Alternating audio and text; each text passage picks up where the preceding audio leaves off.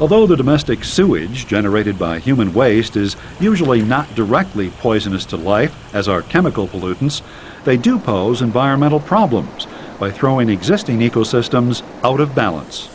City sewage is treated in sewage treatment plants, in special ponds and tanks where the organic wastes of sewage can be broken down by the actions of bacteria.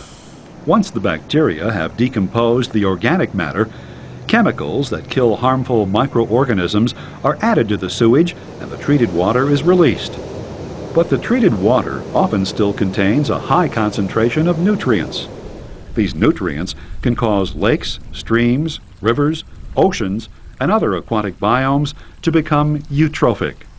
When aquatic biomes are eutrophic, algae grows at an accelerated rate, which results in algal blooms that can disrupt the normal balance of organisms in an aquatic community. Agricultural runoff contains large quantities of nitrogen from fertilizers, which are critical to the growth of certain species of bacteria. If these nitrogen compounds become available to the bacteria, the number of bacteria increases dramatically, and most of the available oxygen in the water is used up by the bacteria as they break down the nitrogen compounds. As a result, other organisms living in the water, such as fish and crustaceans, often suffocate because of the depleted oxygen supply. Fertilizers from agricultural runoff, along with sewage discharge containing detergents, can increase phosphate levels in aquatic biomes such as estuaries and lakes. These phosphates accelerate the eutrophication of the biome, resulting in algal blooms that deprive grasses of sunlight. Without grasses, other species, such as crabs and small fish, are deprived of habitat, and then, when the algae dies, the water becomes oxygen-starved, causing fish and other creatures that need oxygen to suffocate. Sewage also often contains chemicals from detergents and other sources, such as drugs excreted by humans, that interfere with the endocrine system of fish and other aquatic organisms by mimicking hormones like estrogen, testosterone, and adrenaline. These chemicals can disrupt the reproductive cycle of fish and other aquatic organisms, or even result in the death of some individuals.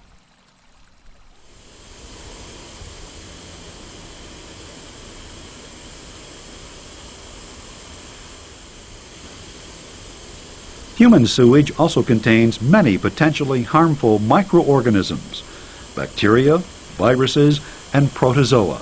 A few bacteria in the water usually pose no threat to people, but filter-feeding organisms, such as clams and mussels, ingest the microorganisms and concentrate them in their tissues. When these shellfish are eaten, diseases such as hepatitis, typhoid, and certain forms of dysentery can be spread.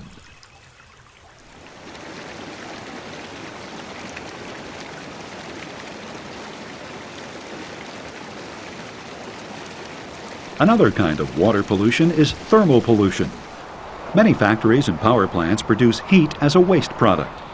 Water from nearby rivers, lakes, or the ocean is frequently pumped through pipes in the cooling system of these plants in order to absorb excess heat and thus cool the plants. If the heated water is pumped directly back into the source river or lake, problems can arise because warm water holds less dissolved oxygen than cold water, while the elevated temperature increases aquatic organisms' demand for oxygen by increasing their metabolic rate. Thus, heated water kills some aquatic organisms, such as fish and crustaceans, by reducing their oxygen supply while simultaneously increasing their demand for it. Other organisms, however, such as the larvae of many aquatic animals, are simply killed because they can't carry out certain biological processes in the warm temperatures. Fortunately, thermal pollution is now relatively rare, as most power plants use cooling ponds and cooling towers to cool off water before returning it to the body of water from which it has been diverted.